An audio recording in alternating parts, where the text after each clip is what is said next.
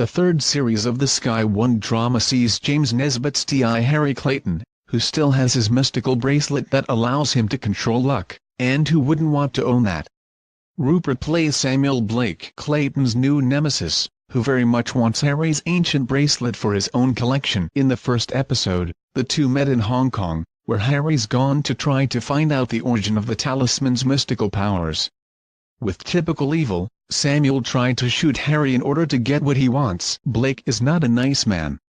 A drug dealer with connections with the Chinese triad crime gangs as well as the authorities, which makes him doubly dangerous. He's also immune to pain, who needs a nemesis like that. In this week's third episode, the action is back in London and Rupert has loved making the show. Filming in Hong Kong was fantastic, as it was somewhere I've always wanted to go, he says. Plus I really enjoyed working with James Nesbitt, we have the same agent. He creates such a great atmosphere on set for the cast and crew that it's always a pleasure to go into work every day. In Hong Kong, there was a scene where I was on a speedboat ring a machine gun at people. And the stunts were fantastic. Blake is constantly blowing people up, beating them up or shooting people, it's perfect.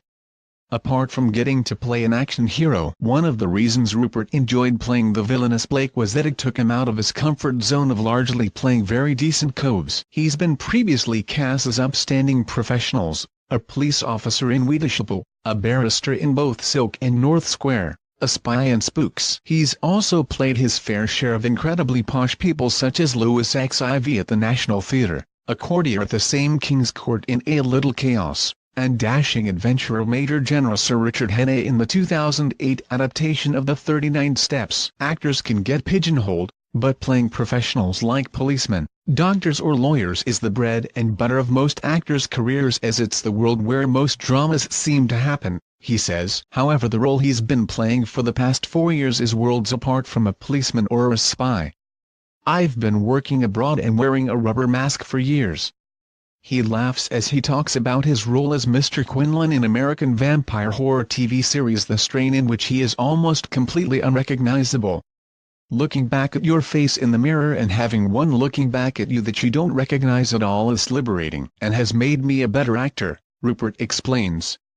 I've never had to wear prosthetics before and, initially, working with a new face worried me. I'd go to the monitor and check how I looked with certain expressions.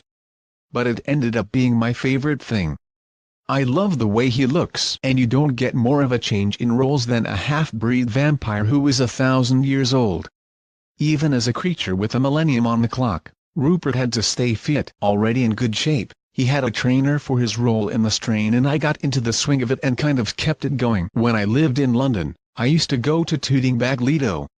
I used to go wild swimming and loved being in the water. Now I live in the countryside with actress wife Dermala Kirwan and children Florence and Peter. I bomb around the lanes on a bike instead after knackering my knee when I was training for a charity football match. Rupert recently finished filming the movie Vida and Virginia, starring Gemma Arterton and Elizabeth Debicki as lovers Vida Sackville-West and Virginia Woolf. Rupert plays Vida's husband Sir Nigel Nicholson. It's a return to the Bloomsbury set for the actor who played Duncan Grant, the painter who had a relationship with Virginia's sister Vanessa, in the BBC Two drama Life in Squares. That was such an underrated series, which was a shame. The 47-year-old was associated with a Second World War project about the Pegasus Bridge mission, but the money couldn't be raised. It needed more episodes to let the characters breathe a bit more. Rupert reflects, I was an Air Force pilot in Charlotte Gray years ago. Would he fancy playing another war hero? Well, I've dabbled in more films. I fancy a First World War LM, but I'm getting a bit old for those types of parts. Those boys were so young. He's also got a bit of a yearning to do lighter roles. I've just been in Canada making a sweet rom-com about a couple who fall in love in a hotel in the middle of nowhere, and I've got a taste for doing comedy now. It's not surprising, though, as he made some of his first TV appearances in great comedy programs. I was in an episode of Absolutely Fabulous as a student taught to roll a joint by Safi. It was one of their spoofs of a BBC Charles Dickens drama, and I was lucky enough to appear with Kathy Burke in it, and that led on to an appearance in French and Saunders. And he doesn't need jewelry to make it happen. Stan Lee's Lucky Man, Friday, 9 p.m. Sky 1. It was very, very funny. Sounds like Mr. Henry Jones is already a lucky man.